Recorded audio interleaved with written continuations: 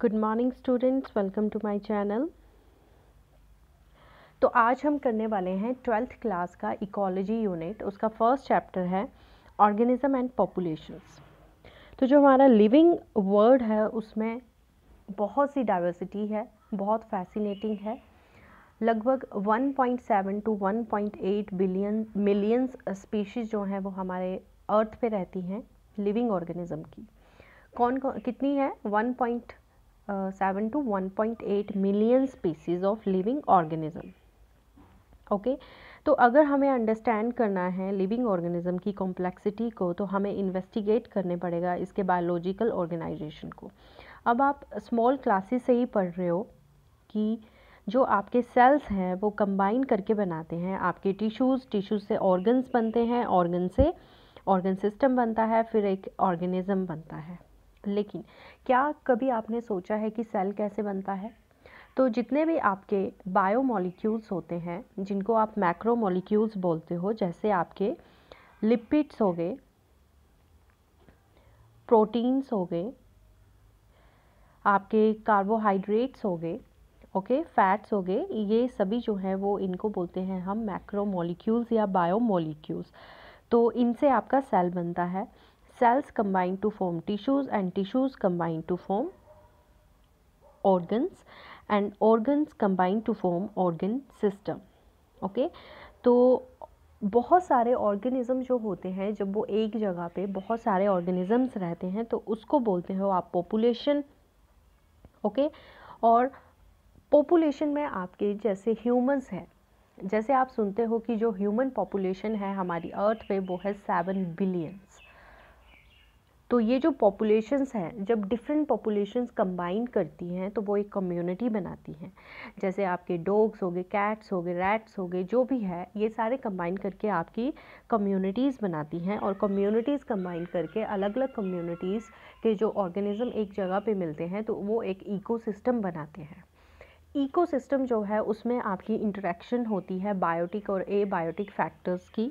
Biotic factors में आपके जितने भी जो लिविंग थिंग्स हैं जैसे पैरासाइट्स हो गए, पैथोजेंस हो गए, माइक्रो ऑर्गेनिज्म हो गए, प्लांट्स, एनिमल्स, ये आपके बायोटिक ऑर्गेनिजम्स हैं।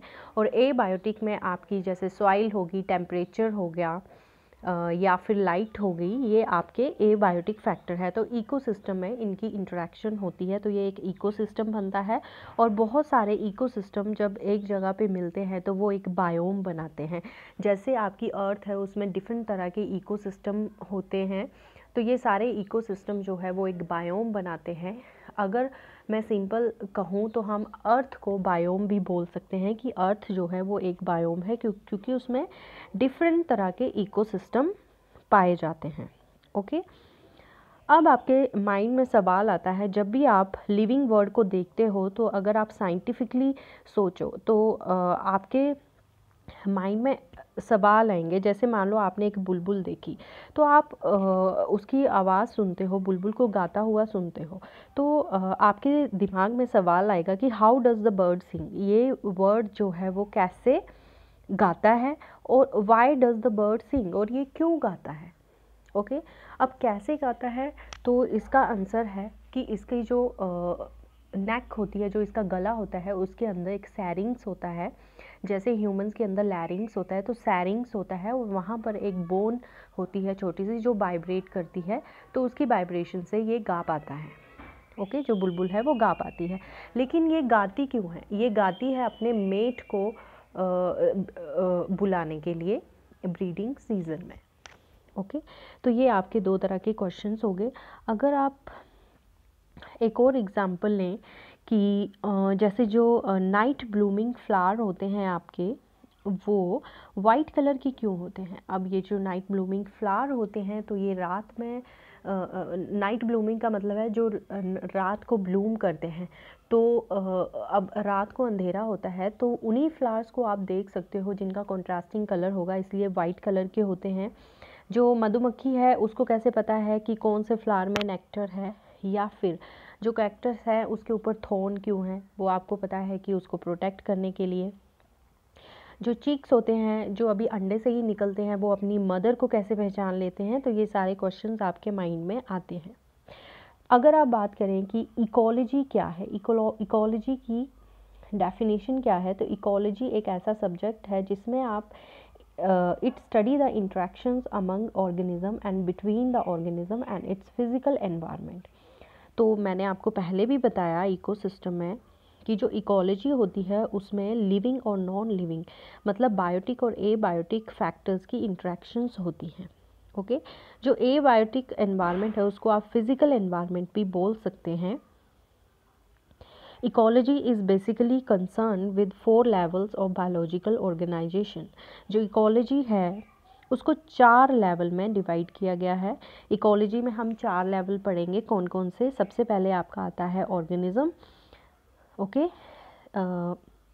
और सेकंड आपका आता है पॉपुलेशन, एंड थर्ड आपका आता है कम्युनिटीज़, एंड फोर्थ आपका आता है बायोम्स। ओके, तो शुरू करते हैं ऑर्गेनिज्म एंड इट्स एनवायरनमेंट। देखिए, ecology at the organism level is essentially physiological ecology which tries to understand how different organisms are adapted to their environment in terms of not only survival but also reproduction। अब ecology में आप क्या करोगे, ecology में आप किसी भी living organism के फिजियोलॉजिकल इकोलॉजी को भी पढ़ोगे। ओके, तो इसमें आप ये पढ़ोगे कि कोई भी लिविंग ऑर्गेनिज्म है वो अपने आप को अपने एनवायरनमेंट के अकॉर्डिंग कैसे ढालता है, कैसे वो अडेप्ट होता है, कैसे अपने आप को सर्वाइवल के लिए फ़िट बनाता है, कैसे रिप्रोड्यूस करेगा, क्योंकि जो जितना ज़्यादा फिट होगा उतना ज़्यादा वो सर्वाइव करेगा और ज़्यादा से ज़्यादा रिप्रोडक्शन करेगा। You may have learned in earlier classes how the rotation of our planet around the sun and the tilt of its axis cause annual variation in the intensity and duration of temperature resulting in distinct seasons। आपको पता है कि जो अर्थ है वो सन के चारों तरफ रिवॉल्व करती है और वो अपनी एक्सिस के ऊपर भी रिवॉल्व करती है। जैसे ये अर्थ है तो ये अपनी एक्सिस के ऊपर भी रोटेट करती है और अर्थ के चारों ओर भी सन के चारों ओर भी रिवॉल्व करती है। तो इसी रोटेशन से जो अर्थ है उसके ऊपर एनुअल वेरिएशंस आते हैं, टेम्परेचर में चेंज आता है, जिससे एज ए रिज़ल्ट आपके डिफरेंट सीजन्स आपकी अर्थ के ऊपर बनते हैं। These variations together with annual variation in precipitation account for the formation of major biome. तो ये जो वेरिएशंस हैं जो अर्थ के ऊपर हो रही हैं उसकी रोटेशन और रेवोल्यूशन के कारण, ओके, जो एनुअल वेरिएशंस आ रही हैं, प्रेसिपिटेशन में आपके रेन और स्नो दोनों ही आते हैं। फॉर एग्जांपल, जैसे मान लो डेजर्ट है, डेजर्ट में आपका टेम्परेचर बहुत ज़्यादा रहता है और प्रेसिपिटेशन जो है वहाँ पे बहुत कम होती है। तो इस तरह से टेम्परेचर जहाँ पे लाइट और टेम्परेचर या फिर प्रेसिपिटेशन, ये जो 2 फैक्टर हैं, इनकी वजह से डिफरेंट आपके इकोसिस्टम बनते हैं और आपके डिफरेंट वेरिएशंस आती हैं सीजन्स की। ओके, कम टेम्परेचर होगा तो विंटर्स होगी, मॉडरेट टेम्परेचर होगा तो आपकी रेनी सीज़न आएगा या स्प्रिंग सीज़न आएगा, या फिर बहुत ज़्यादा टेम्परेचर होगा तो आपकी समर्स आएंगी। ओके, नेक्स्ट है biome distribution with respect to annual temperature and precipitation. तो जो आपका इंडिया है उसमें डिफरेंट कौन से बायोम्स आते हैं with respect to temperature and precipitation. तो मैंने आपको बताया कि टेम्परेचर और प्रेसिपिटेशन का मतलब है वहाँ पे स्नोफॉल भी हो सकती है, वहाँ पे रेनिंग भी हो सकती है। तो ये 2 फैक्टर जैसे जैसे वेरी करेंगे उसके अकॉर्डिंग आपका जो बायोम बनते जाएंगे। तो ये चार्ट है, इसको आप ध्यान से देखो यहाँ पर ये दिखाया है, इस तरफ आपका टेम्परेचर है ऊपर की तरफ राइज कर रहा है, यहाँ पर आपकी एनुअल प्रेसिपिटेशन है, कितनी बारिश होती है, तो ये इस तरफ की तरफ इंक्रीज़ कर रही है। तो सबसे पहले आपका आता है आर्कटिक एंड अल्पाइन टुंड्रा। यहाँ पर देखो, यहाँ पर टेम्परेचर ये जो है वो पोलर रीजन पे प्रेजेंट है, तो आपको पता है पोलर रीजन पर टेम्परेचर बहुत कम होता है, तो यहाँ पर टेम्परेचर माइनस में है, बहुत कम है, और यहाँ पर प्रेसिपिटेशन भी बहुत कम है। ओके, सेकंड आपके डेजर्ट्स आते हैं, ये जो येलो कलर का है ये डेजर्ट है, तो यहाँ पर टेम्परेचर बहुत हाई जा रहा है लेकिन प्रेसिपिटेशन यहाँ पे भी कम है। ओके, तो ये डेजर्ट है। थर्ड आपका आता है ट्रॉपिकल फॉरेस्ट। ट्रॉपिकल फॉरेस्ट जो है यहाँ पर रेनफॉल भी बहुत ज़्यादा है और यहाँ पर टेम्परेचर भी बहुत ज़्यादा है। मीन्स जहाँ पर रेनफॉल बहुत ज़्यादा रहता है वहाँ पर प्रोडक्टिविटी बहुत ज़्यादा रहती है, और वहाँ उस जगह पे जहाँ पर प्रोडक्टिविटी ज़्यादा है वहाँ पर आपको लिविंग ऑर्गेनिज्म भी देखने को मिलती है, डाइवर्सिटी देखने को मिलती है। उसके बाद आपके आते हैं टेम्परेट फॉरेस्ट, फिर कॉनिफेरस फॉरेस्ट, ओके, और ग्रासलैंड। तो इस तरह से आपके बायोम बनते हैं। उसके लिए 2 मेन फैक्टर रहते हैं, आपका टेम्परेचर और प्रेसिपिटेशन। आई होप आपको क्लियर हो चुका होगा। Regional and local variations with each biome lead to the formation of wide variety of habitats. Major biome of India are shown in figure, जो मैंने आपको अभी बताए हैं। ओके, ये मैं आपको बता चुकी हूँ। आगे 13.2 फिगर है, उसमें भी बताऊँगी। On planet earth life exist not just in a few favourable habitat but even in extreme and harsh habitat. अब देखो, जो हमारी अर्थ है उस पर लाइफ ऐसा नहीं है कि जहाँ पर आपको फेवरेबल कंडीशंस मिलेंगी वहीं पे ही लाइफ होगी, ऐसा नहीं है। अर्थ पर बदतर से बदतर कंडीशन, हार्श से हार्श कंडीशन पर भी लाइफ एग्जिस्ट कर सकती है। Okay, for example scorching Rajasthan desert, rain soaked Meghalaya forest, deep ocean trenches. Scorching Rajasthan desert, अब डेजर्ट में आपको पता है वहाँ पर पानी नहीं होता है, टेम्परेचर बहुत ज़्यादा होता है, लेकिन लाइफ फिर भी वहाँ पे एग्जिस्ट करती है। डीप ओशंस के नीचे भी लाइफ एग्जिस्ट करती है, वहाँ पर बहुत से ऐसे ऑर्गेनिज्म हैं जो डीप ओशंस के नीचे रहते हैं। Torrential streams, permafrost, polar region, high mountain tops, thermal spring जहाँ पर टेम्परेचर बहुत ज़्यादा रहता है वहाँ पे भी बैक्टीरिया सर्वाइव कर लेते हैं। Stinking compost pits to name a few. Even our intestine, जो हमारा इंटेस्टाइन है आपको पता है सीकम है, उसके अंदर बैक्टीरिया रहते हैं, तो हमारे इंटेस्टाइन के अंदर भी लिविंग ऑर्गेनिज्म जो हैं वो रह सकते हैं। तो ये जो है कुछ बायोम थे, मेजर बायोम इंडिया के, जो मैंने आपको बताए थे अभी ग्राफ के थ्रू। तो ये है आपका ट्रॉपिकल रेन फॉरेस्ट ए वाला, बी है आपका डेसिजुअस फॉरेस्ट, एंड सी है आपका डेजर्ट, और डी है आपका सी कोस्ट। यहाँ पे सी है और यहाँ पे वेजिटेशन है। What are the key elements that lead to so much variation in the physical and chemical condition of different habitats? तो ये जो डिफरेंट हैबिटेट्स आपके पास बन रहे हैं, डिफरेंट तरह के बायोम बन रहे हैं, डेजर्ट बन रहा है, ट्रॉपिकल रेन फॉरेस्ट बन रहे हैं, इसका की फैक्टर क्या है कि ये कैसे बन रहे हैं। ओके, तो कौन कौन सी इनकी फिजिकल और केमिकल कंडीशंस रहती हैं जिनकी वेरिएशन की वजह से ये हैबिटेट बनते हैं। तो मोस्ट इम्पॉर्टेंट वन, कौन कौन से फैक्टर्स इन्वॉल्व होते हैं इसमें, सबसे पहले आपका टेम्परेचर, फिर वाटर, फिर लाइट और सॉइल। ये 4 आपके एबायोटिक मेन फैक्टर हैं जिनकी वेरिएशन की वजह से डिफरेंट बायोम आपके बनते हैं। Okay, we must remember that the physicochemical means abiotic factor alone do not characterise the habitat of an organism. तो ये जो चारों फैक्टर हैं ये अकेले ये किसी भी ऑर्गेनिज्म के हैबिटेट को नहीं बना सकते हैं। किसी भी हैबिटेट को बनाने के लिए इनको बायोटिक कंपोनेंट्स के साथ इंटरेक्शन करनी पड़ती है।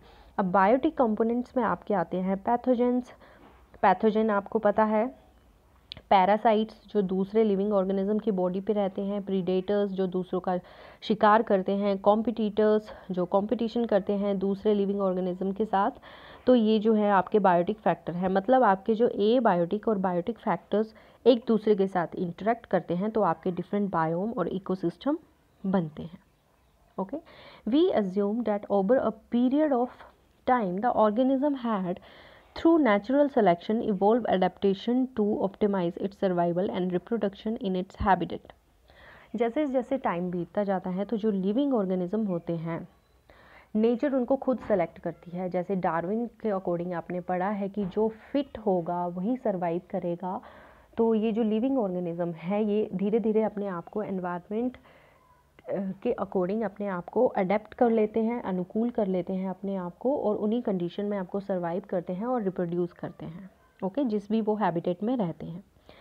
अब है सबसे इम्पोर्टेंट डेफिनेशन नीच।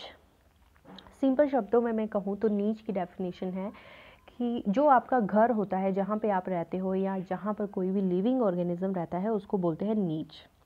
तो नीच की डेफिनेशन क्या है? Each organism has an invariably defined range of condition that it can tolerate. तो कोई भी लिविंग ऑर्गेनिज्म है वो कितनी जिस भी जगह पे रह रहा है वहाँ पे वो किन चीज़ों को टॉलरेट करके खुद को अडेप्ट कर रहा है, diversity in the resources it utilise, और वहाँ के जो भी रिसोर्सेज हैं उनको किस तरीके से यूटिलाइज करता है। ओके, तो ये सारी चीज़ें जो है मिलके क्या बनाती हैं, नीच। नीच है आपका घर, मतलब किसी भी ऑर्गेनिज्म का घर, जहाँ पे वो रहता है, खुद को सरवाइव करता है उन एनवायरमेंटल कंडीशन के अकॉर्डिंग, और वहाँ के रिसोर्सेज को यूटिलाइज करता है। तो गाइज़ आज के लिए इतना ही। जो नेक्स्ट पार्ट है मैं वो बहुत जल्दी लेके आऊँगी। अगर आपको ये वीडियो अच्छा लगा हो तो इसको शेयर कीजिए और मेरे चैनल को सपोर्ट कीजिए। Thanks for watching.